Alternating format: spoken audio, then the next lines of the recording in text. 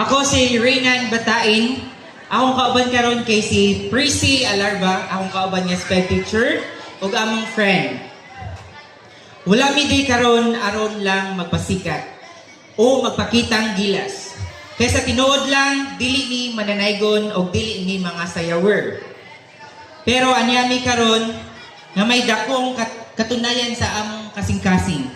Nagpasinduyag mi karong gabi alang sa among kabataan nga adunay mga espesyal nga panginahanglan. Kay gusto namo ipaabot sa tanang tao dinhi sa atong barangay nga ang mga espesyal nga bata kabahin sila sa atong katilingban. Dili sila lahi.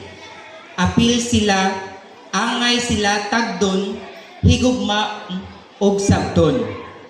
Busa, samtang akong kantahon ang akong awit o ang akong kauban mag-sign language, hinaot nga inyong mabati ang among tinguha nga masabtan nato nga kada bata, espesyal man o dili, may lugar dinhi sa kalibutan.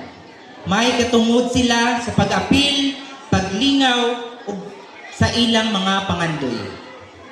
Wala mi diri kay gusto mig award. Ani ami diri kay gusto namo ipakita nga para sa among mga estudyante andami mubarog, muawit, mapakita nga sila importante og bililhon. Daghang salamat og hinaot inyong madungog dili lang ang among tingog kundi ang tingog sa mga bata nga among girepresenta.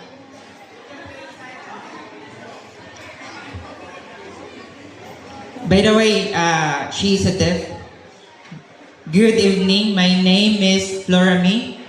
Dili mi amang, dili mi bugo, a proud deaf of or bungoy from Bantayan Island. It's nice to see you this evening. Wow! Dira lang ni ka mo ma. Oh, panahon man? Ay, I'm sorry. Na-excited lang. Oy, pakpak naman mga PWD associations natin diri sa Tamiaw. Support! Everyone, if you know the song, please sing with me. Like a small boat on the ocean, sending big wave into motion, like how a single word can make a heart open. I might only have one match, but I can make an explosion.